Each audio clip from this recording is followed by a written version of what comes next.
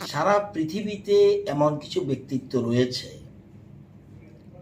এবং সারা দেশের মধ্যে এমন কিছু ব্যক্তিত্ব রয়েছে যে তারা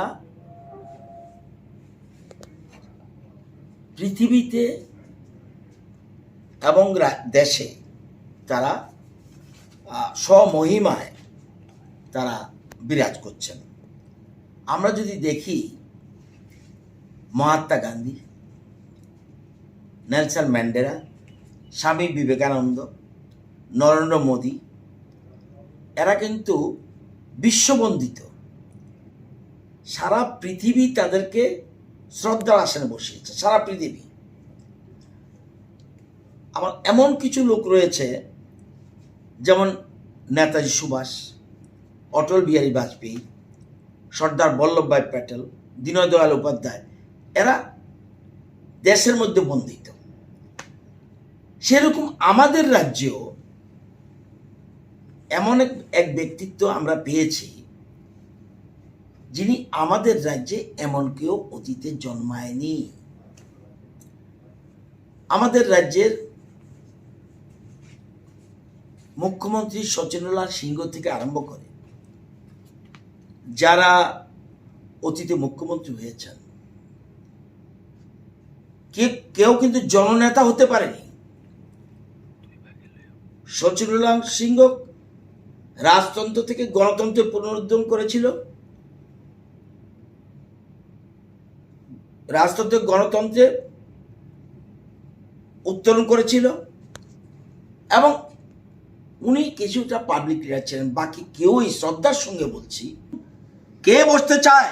আত্মনির্ভর ত্রিপুরার ডাক দিয়েছে এবং অনেকটাই আত্মনির্ভর পথে শুরু হয়েছে। 4 বছর এটা কমপ্লিট করা যায়নি, কিন্তু যে দিশা রাস্তা দেখিয়েছে এটা বিপ্লব দেখিয়েছে। মানুষকে স্বপ্ন দেখতে শিখিয়েছে এবং স্বপ্ন পূরণ করছে, স্বপ্নকে সাকার করতে শুরু করেছে। এই যে জিনিসটা, যেমন দেশের মধ্যে কিছু বন্দিত লোক রয়েছে সারা দেশের মধ্যে, যাদেরকে নায়কের আসনে রয়েছে এবং সারা পৃথিবীতে এরম রয়েছে, তাদের যেমন রয়েছে আমাদের রাজ্য বিপ্লবদের ব্যতিক্রম। কথাটা হলো এখানে।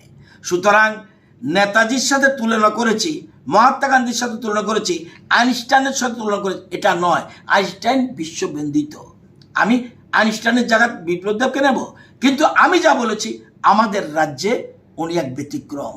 সুতরাং আমাদের শিখে এই কথাটা আমি বলেছি। আর সুজন বাবুর কথার উত্তর আমি দিতে চাই না। যাদের সম্বন্ধে, আমাদের দেশের কোন মনীষী সম্বন্ধে তারা বলেছে? কোন মনীষীকে? রবীন্দ্রনাথ ঠাকুর সম্বন্ধে কিছু বলেছে? বুর্জোয়া কবি বলেছে ওরা? সুতরাং তাদের কমেন্ট।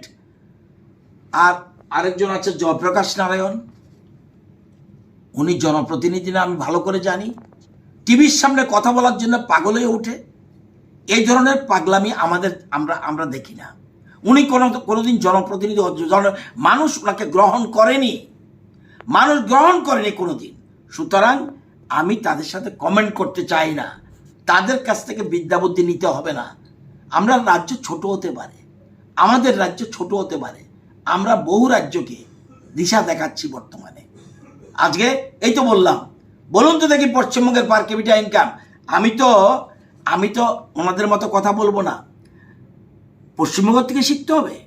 হ্যাঁ, পশ্চিমবঙ্গ যখন ছিল, ডক্টর বিধান রায় যখন পশ্চিমবঙ্গের মুখ্যমন্ত্রী ছিলেন, তখন সারা দেশ পশ্চিমবঙ্গে, বিভিন্ন রাজ্য পশ্চিমবঙ্গে ফলো করেছে। আজকে কি হাম্বা রাম্বা সাম্বা লিখে যদি বাংলা সাহিত্য একাডেমি পুরস্কার পায়, এর থেকে দুঃখজনক কিছু নেই। আমরা সেই রাজ্যের থেকে শিখতে চাই না। আমাদের রাজ্য থেকে পশ্চিমবঙ্গ শিখতে হবে। তাদের ভালো জিনিস নিশ্চয়ই আমরা গ্রহণ করব।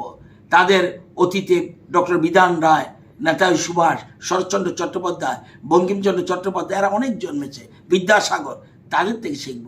বর্তমান যারা নেতৃত্ব করছে তথাকথিত তৃণমূল, তাদের থেকে আমাদের শেখার দরকার নেই।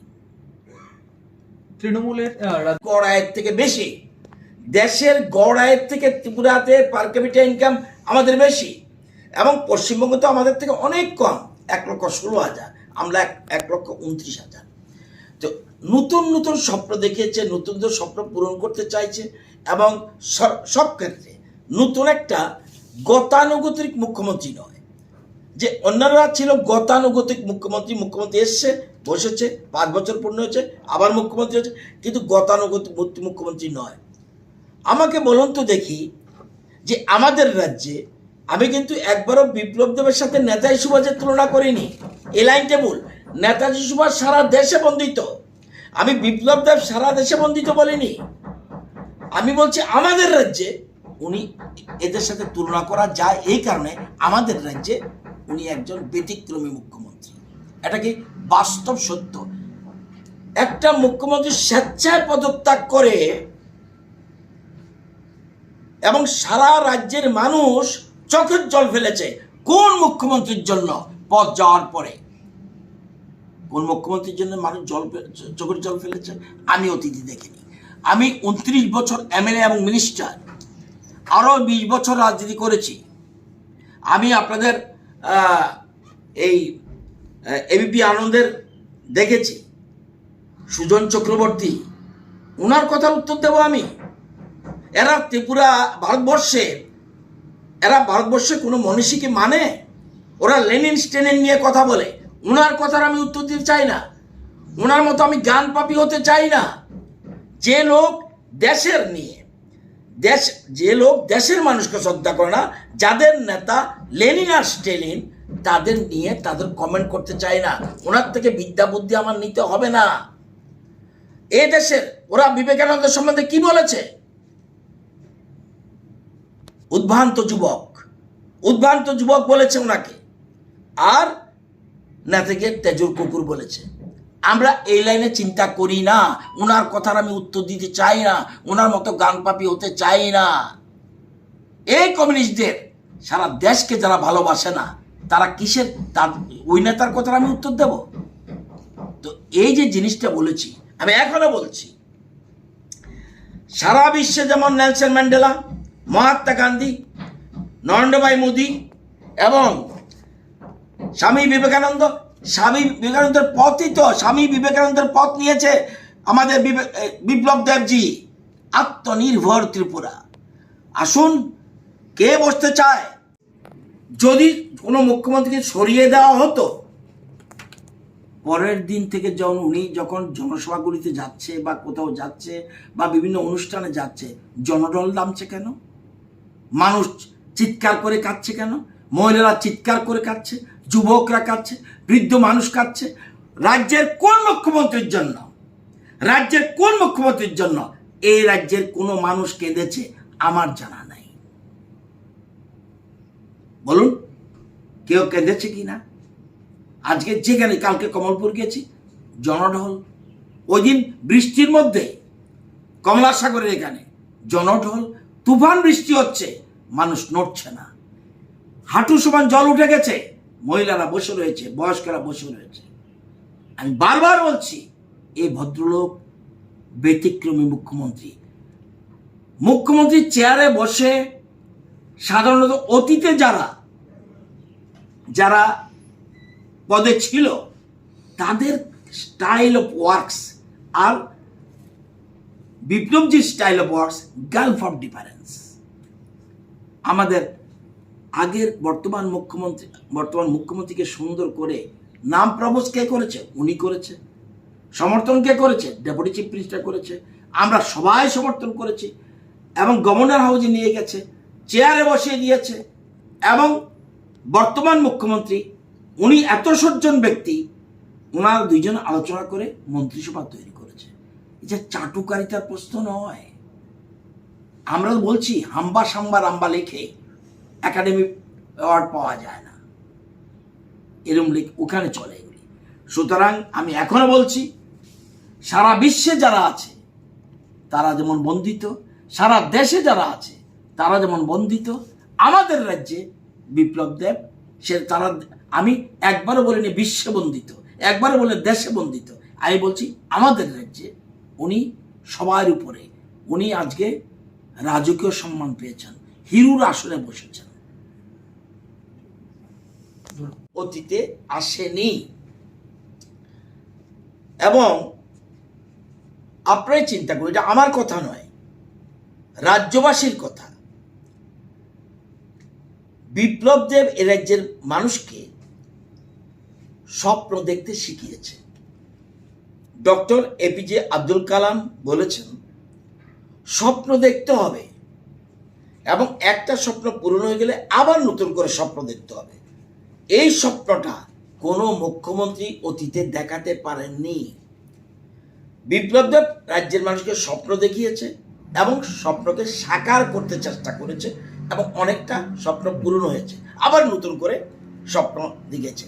আমাকে বলুন তো দেখি, ত্রিপুরার কোনো মুখ্যমন্ত্রী বা কোনো জননেতা অতীতে ত্রিপুরার আত্মনির্ভর ত্রিপুরার কি ডাক দিয়েছেন? আত্মনির্ভর ত্রিপুরার ডাক দেয়নি। আজকে ত্রিপুরার মানুষ ভাবছে আমরা নিজের পায়ে দাঁড়াতে হবে। যখন আমাদের রাজ্যে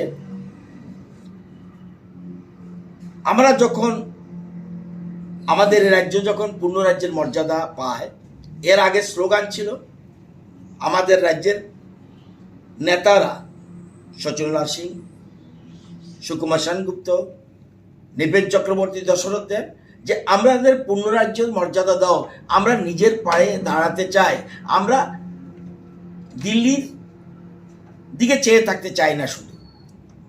কিন্তু ওটা বলেছে, পূর্ণরাজ্য মর্যাদা পেয়েছে, কিন্তু আত্মনির্ভর ত্রিপুরা ডাক অতীতে কোনো মুখ্যমন্ত্রী দেয়নি। এবং আপনারা জানেন যে জিএসডিপি ত্রিপুরা রাজ্যে ছিল 43,716 কোটি টাকা আমাদের সরকার আসার আগে। এই বিপ্লব দেবের নেতৃত্বে যখন ক্ষমতা হলো 4 বছরের মধ্যে 58,879 কোটি টাকা হলো আমাদের জিএসডিপি, মূল জিএসডিপি। এবং পার ক্যাপিটা ইনকাম ছিল 1,444 টাকা, আর এখন বর্তমানে 1,29,000 টাকা পার ক্যাপিটা ইনকাম, মাথা পিছু গড় আয়।